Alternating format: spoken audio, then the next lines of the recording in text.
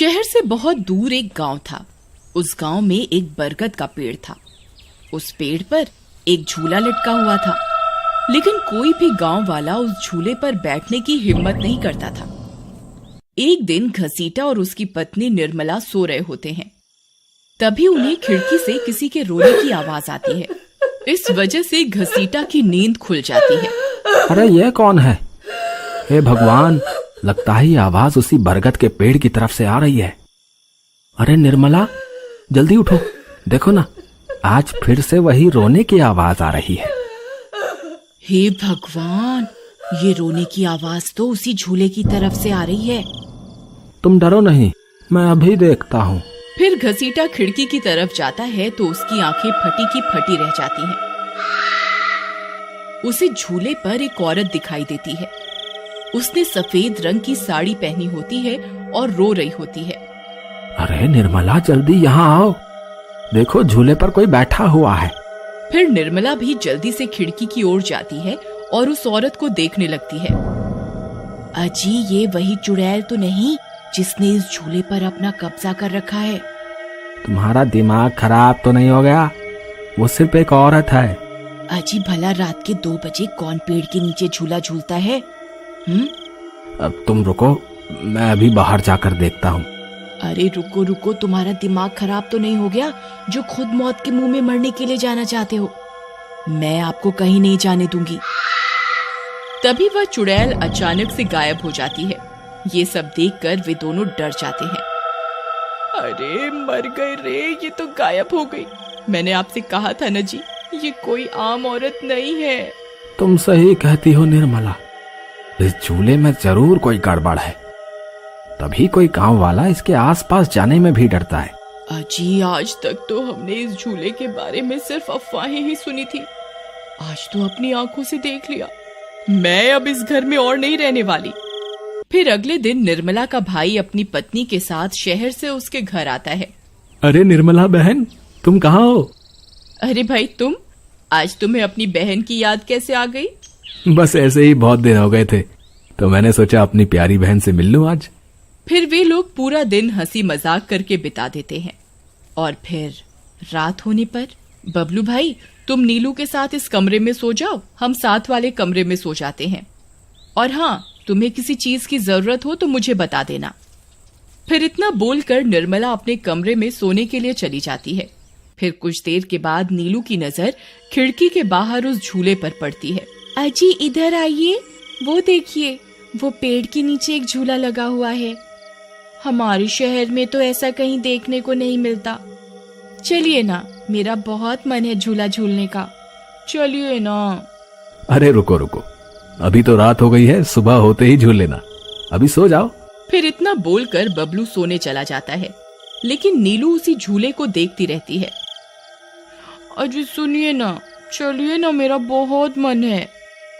लेकिन बबलू नीलू की बात को अनसुना कर देता है और सो जाता है। फिर नीलू सोचती है, अरे ये झूला तो एकदम घर के पीछे ही है, मैं खुद ही चली जाती हूँ। फिर इतना सोचकर नीलू घर से अकेले ही निकल पड़ती है और सीधा उस झूले के पास पहुंच जाती है। अरे वाह, जैसा मैंने सोचा था ये तो बिल्कुल वैसा ही निकला। आज तो मजा ही आ गया। फिर नीलू उस झूले पर बैठ जाती है और झूला झूलने लगती है और गाना गाने लगती है। पंछी बनूं उड़ती फिरूं मस्त गगन में, आज मैं आजाद हूँ दुनिया के चमन में।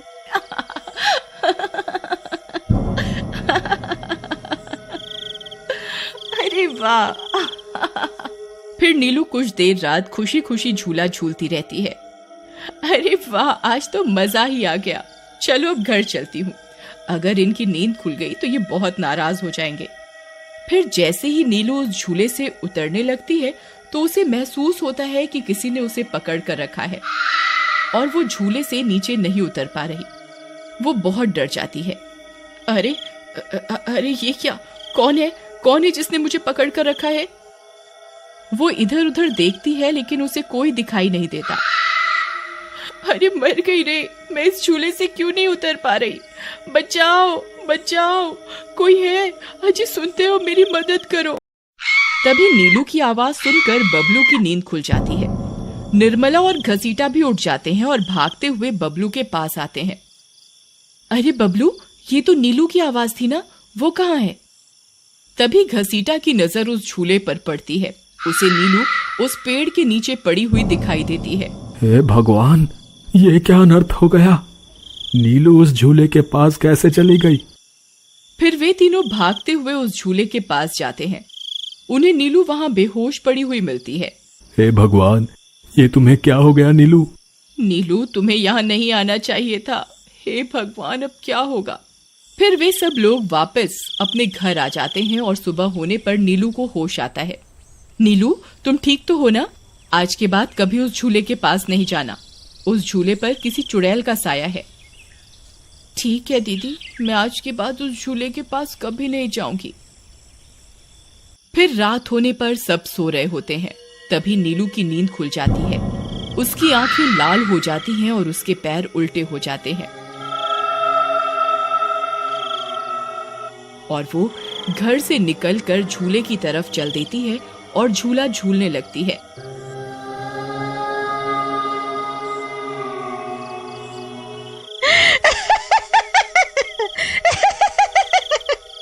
उसकी हंसी सुनकर उन सबकी नींद खुल जाती है।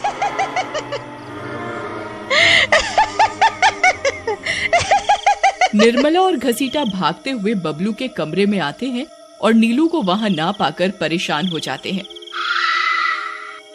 हे भगवान, अब ये नीलू कहाँ चली गई? फिर वे सब खिड़की से झांक कर देखते हैं तो उनकी आंखें फटी की फटी रह जाती हैं। नीलू झूला झूल रही होती है। अरे मर गए रे, ये नास मीठी तो फिर से झूला झूलने चली गई। अरे बेवकूफ बबलू, अपनी पत्नी को संभाल कर नहीं रख सकता क्या?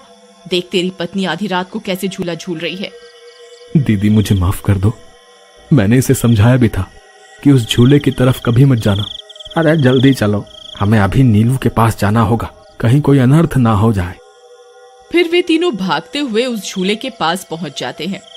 ए नास मीठी नीलू, चल जल्दी से इस झूले से नीचे उतर। तुझे कल भी समझाया था ना, इस झूले की तरफ नहीं जाना। एक बार में समझ नहीं आता क्या?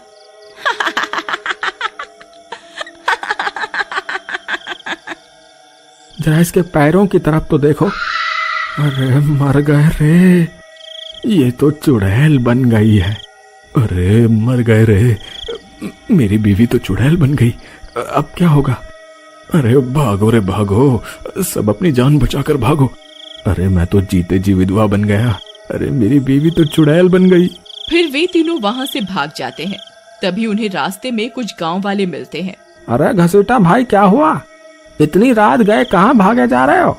अरे भाई, इसकी पत्नी नीलू शहर से आई थी और रात को वो बरगद के पेड़ के नीचे बंधे झूले पर झूला झूलने चली गई। अब उस चुड़ैल ने उसके शरीर पर अपना कब्जा कर लिया है। हे भगवान, ये क्या अनर्थ हो गया? चलो हम सब मिलकर अभी वहां चलते हैं। फिर वे सब गांव वाले मिलकर वहां पहुंच जाते हैं। नीलू अभी भी झूला झूल रही होती है। ए चुड़ैल, बस बहुत हो गया। तूने हम गांव वालों को बहुत परेशान किया है। तेरी वजह से कोई भी रात को इस रास्ते से गुजरने की हिम्मत नहीं करता था, लेकिन बस आज तेरा खेल खत्म करके ही रहेंगे। चलो भाइयों, आज इस चुड़ैल को जिंदा नहीं छोड़ना, बता रहे हैं। भाइयों, हमें इस झूले को इस पेड़ से काट कर अलग करना होगा।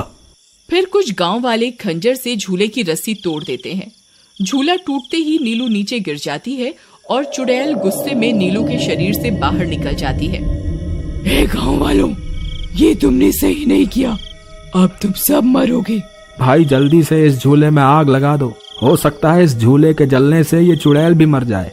तभी एक गांव वाला उस झूले को आग के हवाले कर देता है। उस झूले में आग लगते ही वह चुड़ैल भी तड़पने लगती है और कुछ ही देर में वो भी जलने लगती है। मैं किसी को जिंदा नहीं छोड़ूंगी। अरे अरे मर गई रे। गांव वालों, मैं तुम्हें जिंदा नहीं छोड़ूंगी, मैं वापस आऊंगी। फिर देखते ही देखते चुड़ैल जलकर राख हो जाती है और गांव वालों को उस भूतिया झूले से छुटकारा मिल जाता है।